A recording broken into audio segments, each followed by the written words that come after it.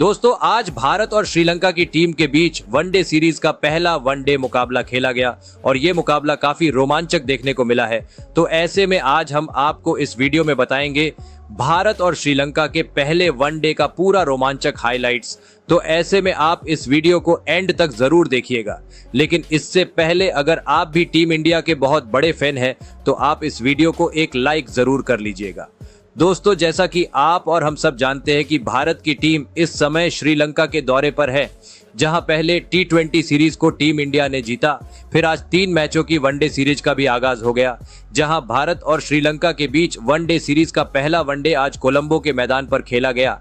जहां इस मैच की शुरुआत हुई श्रीलंका के टॉस जीतने के साथ। श्रीलंका ने टॉस जीतकर पहले बल्लेबाजी करने का फैसला किया और मेहमान टीम इंडिया को पहले गेंदबाजी करने के लिए आमंत्रित किया, जिसके बाद श्रीलंका की टीम की ओर से पारी की शुरुआत करने के लिए अविष्का फर्नांडो और पथुम निसंका की जोड़ी मैदान पर उतरी। लेकिन श्रीलंका की टीम की शुरुआत बेहद ही खराब देखने को मिली, क्योंकि पारी के तीसरे ही ओवर में मोहम्मद सिराज ने फर्नांडो को अर्शदीप के हाथों कैच आउट करा दिया और टीम इंडिया को पहली सफलता दिलाई, जहां फर्नांडो ने श्रीलंका के लिए सिर्फ 1 रन बनाया और उसके बाद में बल्लेबाजी करने के लिए आए कुशल मेंडिस, जिसके बाद मेंडिस और निसंका ने मिलकर श्रीलंका की पारी को आगे बढ़ाया और एक साझेदारी बनानी शुरू कर दी। जहां मेंडिस शुरू में अपना समय ले रहे थे, वही निसंका को जब हाथ खोलने का मौका मिल रहा था तो वो उसमें पीछे नहीं हट रहे। निसंका और मेंडिस ने पहले 10 ओवर में श्रीलंका को 37 रन तक पहुंचाया। जहां भारत के गेंदबाजों ने शुरू में काफी किफायती गेंदबाजी की, लेकिन पारी का 14वां ओवर लेकर आए वनडे में वापसी कर रहे शिवम दुबे, जहां शिवम दुबे ने इस ओवर में कुशल मेंडिस को LBW आउट कर दिया और अपनी टीम को दूसरी सफलता दिला दी।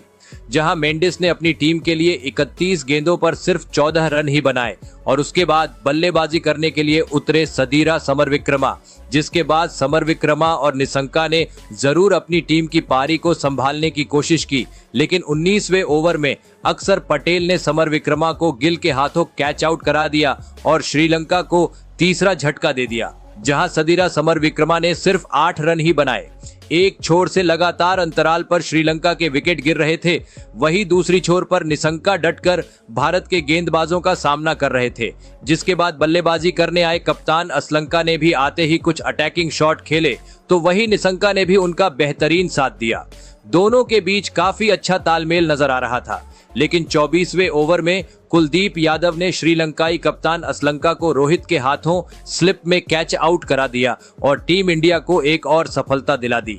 जहां असलंका ने 21 गेंदों पर 14 रन की पारी खेली, लेकिन उसके बाद 25वें ओवर में निसंका ने अपनी 50 पूरी कर ली। वही उसके अगले ओवर में श्रीलंका का स्कोर 100 रन के पार पहुंच गया, लेकिन 27वें ओवर में सुंदर ने टीम इंडिया को सबसे बड़ी विकेट दिलाई और सेट बल्लेबाज निसंका को आउट कर दिया।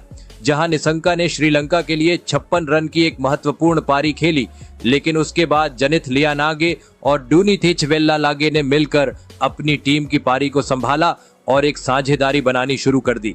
जहां ये दोनों काफी अच्छे लय में नजर आ रहे थे और सिंगल डबल से पारी को आगे बढ़ा रहे थे, वही खराब गेंद मिलने पर उसका भरपूर फायदा उठा रहे थे।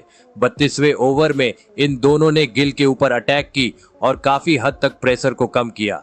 अब इन दोनों की जोड़ी श्रीलंका को एक अच्छे स्कोर की ओर ले जा रही थी, लेकिन 35वें ओवर में अक्षर पटेल ने जनित लियानागे को आउट कर दिया। जहां जनित लियानागे ने श्रीलंका के लिए 20 रन बनाए और उसके बाद बल्लेबाजी करने आए वाणिंदु हसरंगा ने वेल्लालागे का अच्छा साथ दिया। जहां हसरंगा ने कुछ बड़े शॉट्स भी खेले, वही वेल्लालागे ने भी उनका अच्छा साथ दिया। दोनों के बीच काफी अच्छा तालमेल नजर आ रहा था, लेकिन 43वें ओवर में हसरंगा को अर्शदीप ने आउट कर दिया। जहां हसरंगा ने 24 रन बनाए, लेकिन उसके बाद अकीला धनंजय और वेल्लालागे ने मिलकर अपनी टीम की पारी को आगे बढ़ाया। 47वें ओवर में इन दोनों ने श्रीलंका को 200 रन के पार पहुंचा दिया, जिसके बाद 48वें ओवर में वेल्लालागे ने अपनी 50 भी पूरी कर ली। वही अंतिम 2 ओवर में वेल्लालागे ने अपने हाथ खोले और कुछ बड़े शॉट खेले। धनंजय और वेल्लालागे ने 46 रन की साझेदारी बनाई और इसी साझेदारी के चलते श्रीलंका 230 रन बनाने में कामयाब हो पाई। जहां श्रीलंका के लिए वेल्लालागे ने 67 और धनंजय ने 17 रन बनाए, वहीं भारत के लिए अर्शदीप और अक्षर पटेल ने 2-2 विकेट लिए। बाकी सबको एक एक विकेट मिला। अब टीम इंडिया को जीतने के लिए 231 रन बनाने थे, जो कि इतना मुश्किल तो नहीं था। जिसके बाद में टीम इंडिया इस लक्ष्य का पीछा करने के लिए मैदान पर उतरी। टीम इंडिया के लिए पारी की शुरुआत करने के लिए कप्तान रोहित शर्मा के साथ में शुभमन गिल मैदान पर उतरे, जहां इन दोनों पर अपनी टीम को एक अच्छी शुरुआत दिलाने की अहम जिम्मेदारी थी। जहां पहले ही ओवर से रोहित शर्मा ने श्रीलंका के गेंदबाजों के ऊपर काउंटर अटैक किया और अपने हाथ खोलने शुरू कर दिए। रोहित शर्मा आज काफी अच्छे लय में नजर आ रहे थे और ताबड़तोड़ बल्लेबाजी कर रहे थे। वहीं शुभमन गिल भी रोहित शर्मा का भरपूर अच्छा साथ दे रहे थे। इन दोनों की साझेदारी टीम इंडिया को तेजी से लक्ष्य की ओर बढ़ा रही थी। खास तौर पर रोहित आज अलग ही लय में थे। वो श्रीलंका के हर एक गेंदबाज पर अटैक कर रहे थे। जहां चौथे ओवर में मोहम्मद सिराज के खिलाफ रोहित शर्मा ने अपने हाथ खोले और इस ओवर में रोहित ने 2 चौके और एक टाइमिंग भरा छक्का जड़ दिया। वही पारी के 6 ओवर में इन दोनों ने अर्धशतकीय साझेदारी भी पूरी कर ली। हालांकि उसके बाद जरूर श्रीलंका के गेंदबाजों ने टीम इंडिया के रनों पर रोक लगाई, लेकिन 10वें ओवर में रोहित शर्मा ने धनंजय के खिलाफ एक चौका और एक छक्का लगाकर अपनी हाफ सेंचुरी भी पूरी कर ली। इस तरह से पहले 10 ओवर में टीम इंडिया ने 71 रन बनाए, लेकिन 13वें ओवर में वेल्लालागे ने टीम इंडिया को पहला झटका दे दिया और शुभमन गिल को आउट कर दिया। जहां आपको बता दे कि गिल ने टीम इंडिया के लिए 16 रन बनाए और उसके बाद बल्लेबाजी करने के लिए आए विराट कोहली, लेकिन 14वें ओवर में रोहित शर्मा को भी वेल्लालागे ने LBW आउट कर दिया। जहां रोहित शर्मा ने भारत के लिए 58 रन की एक महत्वपूर्ण पारी खेली। वही आज वॉशिंगटन सुंदर को ऊपर प्रमोट किया गया, लेकिन सुंदर कुछ कमाल नहीं कर पाए और सिर्फ 5 रन बनाकर आउट हो गए।